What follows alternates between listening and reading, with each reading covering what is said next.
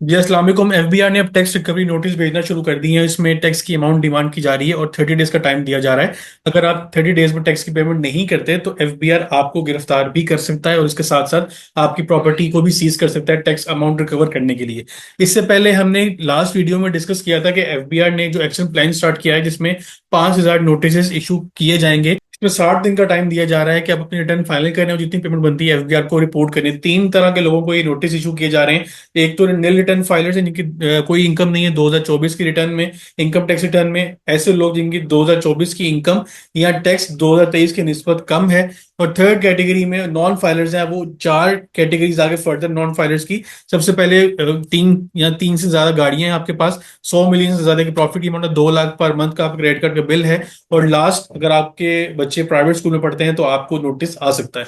अब एक केस सामने ये आया कि नोटिस इशू किया गया, इसी तरह इसी कैटेगरी के अंदर ईमेल जनरेट हुई। ईमेल का फॉर्मेट हम लास्ट वीडियो में ऑलरेडी देख चुके हैं। इस फॉर्मेट में ईमेल रिसीव हुई और उसके बाद उस बंदे ने रिप्लाई किया और सारी डॉक्यूमेंट्स वगैरह सबमिट किए। लेकिन एफबीआई ने उस पर कोई फर्दर डॉक्यूमेंट नहीं मांगा, एक डायरेक्ट ऑर्डर इशू कर दिया और उसमें टैक्स की अमाउंट लिख के बता दिया कि आपने ये टैक्स अमाउंट जमा करवानी है विद इन 30 डेज। और इसमें साथ अपील का भी एक जो राइट होता है टैक्स पेयर का वो उसके पास अवेलेबल था। अब उस बंदे ने 30 डेज के अंदर अंदर अपील फाइल की कमिश्नर अपील के पास। कमिश्नर अपील, क्योंकि वो भी एफबीआर का ही बंदा है, उसने ऑब्वियसली एफबीआर के ही अपने ऑफिसर का ही साथ देना, तो उसने भी उस बंदे के अगेंस्ट, टैक्स पेयर के अगेंस्ट ही ऑर्डर इशू किया और उसने कहा कि इसकी अमाउंट बिल्कुल ठीक बताई गई है, आपको ये पेमेंट करनी पड़ेगी।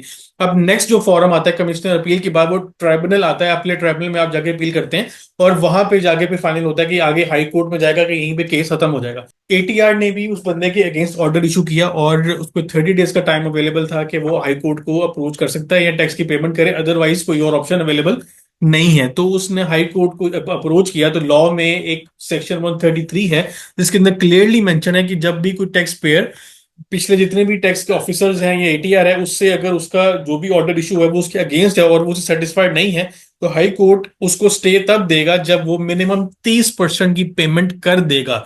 इसका मतलब ये है कि अगर आपको 1 लाख रुपए का टैक्स का नोटिस आया है और आपने कमिश्नर के बाद कमिश्नर अपील्स और फिर एटीआर इन सब जगहों से हो गया, अब आप हाई कोर्ट की तरफ जा रहे हैं स्टे लेने के लिए, तो हाई कोर्ट यहाँ पे ये कहता है कि सबसे पहले आपको 30% का टैक्स जमा करवाना पड़ेगा। जितनी अमाउंट आपको नोटिस इशू किया गया उसका 30%, मतलब लाख रुपए का नोटिस है तो 30,000 रुपये आप जमा कराओ। उसके बाद जाके मैं आपका केस देखूंगा कि मुझे कब सुनना है, कोई इसकी डेट फिक्स होगी या आपको स्टे दे दिया जाएगा अगले 30 दिनों का।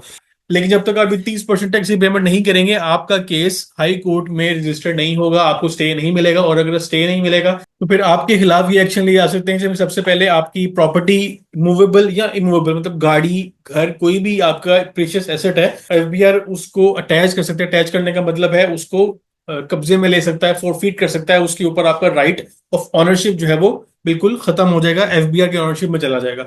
उसके साथ साथ अगर आप कंपनी है या कोई आप कोई बिजनेस वगैरह चला रहे हैं तो फिर एफबीआर एक कमेटी बनाएगा, मैनेजमेंट कमेटी बनाएगा जिसमें आपके जो भी अकाउंट्स वगैरह हैं या जो आपका प्रॉपर्टीज हैं उसको सीज किया जाएगा। अगर बैंक अकाउंट को सीज किया जाएगा, इसके साथ साथ आपको कैद भी हो सकती है अप टू 6 मंथ, मतलब 6 महीने से ज्यादा की नहीं होगी लेकिन 6 माह तक मैक्सिमम आपको कैद भी हो सकती है। और अगर सेल्स टैक्स का है तो सेल्स टैक्स में भी ये प्रोसीजर है, उसको सेक्शन का रेफरेंस यहाँ बता दी, सेक्शन 48। अगर आपने हाई कोर्ट को अप्रोच किया है रिलीफ लेने के लिए तो उल्टा हाई कोर्ट आपको रिलीफ नहीं दे रहा, आपको सबसे पहले ये बोल रहा है कि आप पहले 30% टैक्स जमा करवाओ, फिर मैं देखूंगा कि मैंने आपको केस सुनना भी है या नहीं सुनना। क्योंकि वो 30% आप जमा करवा देंगे तो वो आपको वापस तो कभी भी नहीं आता, आपको आगे जाके अपनी टैक्स लायबिलिटी के अगेंस्ट एडजस्ट करना पड़ता है। तो अब ये जो नया एक्शन, नया काम जो स्टार्ट कर दिया एफबीआई ने नोटिस भेजने का, इसमें कोर्ट के साथ मिलके एफबीआई ऑर्डर इशू कर रहा है और कोर्ट जो है उसमें पहली कंडीशन क्या लगा रहा है कि 30% टैक्स जमा करवाओ। 30% टैक्स जमा करवाने का मतलब है कि आप अपने टैक्स पेयर को सीधा सीधा एक पेनल्टी उसमें लगा रहे हैं कि आपको टैक्स देना पड़ेगा। इस चीज को काफी गलत तरीके से इस्तेमाल किया जा रहा है एफबीआई की तरफ से। हो सकता है कि आगे आने वाले कुछ दिनों में इसके अगेंस्ट कोई रिट फाइल हो जाए, कुछ लोग डिफरेंट एक कंबाइंड एक रिट फाइल करें और इस एक्शन को रोका जाए। क्योंकि 5,000 नोटिस इशू किए गए हैं, उसमें हर बंदे के खिलाफ नोटिस इशू किया गया है और 5,000 नोटिस के बदले 5,000 ऑर्डर भी इशू किए जाएंगे। और आप 80-90% चांसेस यही हैं कि उस ऑर्डर में टैक्स पेयर के खिलाफ फैसला सुनाया जाएगा और उसके बाद जो टैक्स पेमेंट्स हैं उनको रिकवर किया जाएगा। एक दूसरे तरीके से रिकवर किया जा रहा है, डायरेक्टली तो पेमेंट रिकवरी नहीं हो रही है एफबीआर से, तो इसी तरीकों से अब अपने टारगेट्स को मीट करने की कोशिश की जा रही है।